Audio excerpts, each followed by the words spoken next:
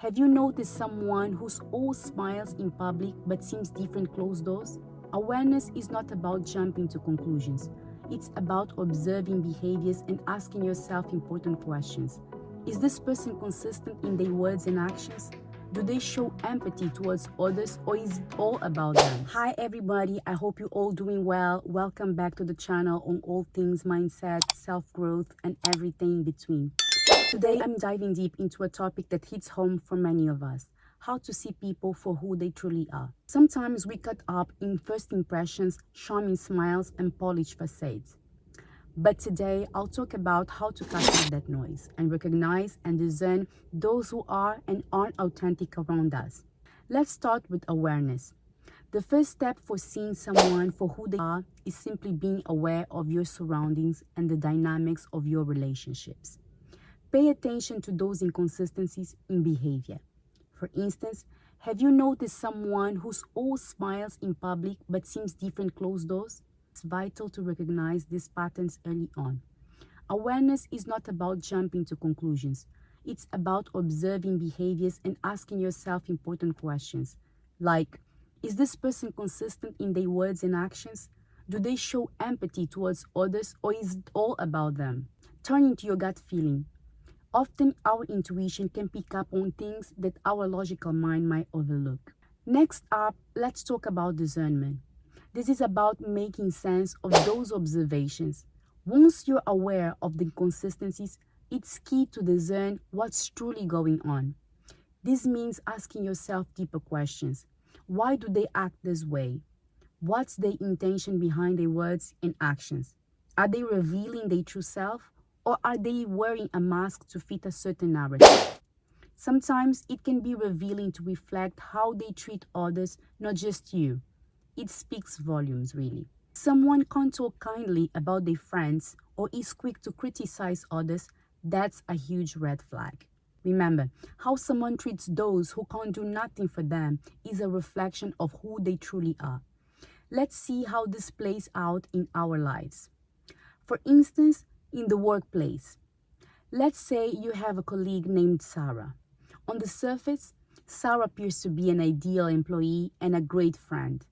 She's charismatic, always smiling, and quick to offer help to others.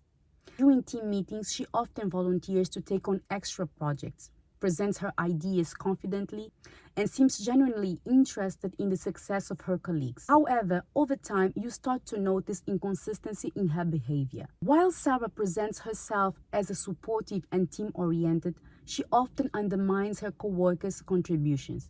She tends to take credit for ideas that originated with others, or subtly shifts the conversations to highlight her own achievements.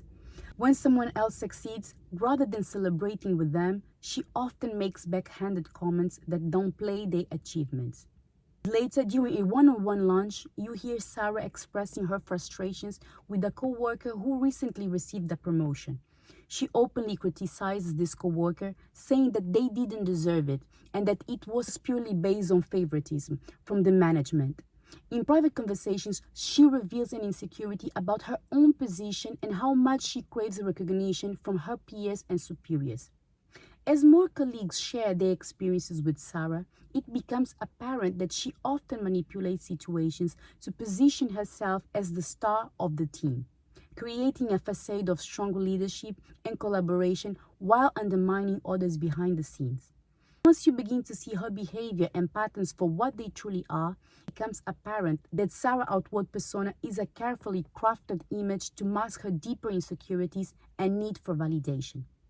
This is just an example that we all have dealt or will at some point deal with people in our lives, being that family, friends, and in this case, at work, where a person projects a certain image to the world, using charm and charisma to hide manipulative and self-serving behaviors.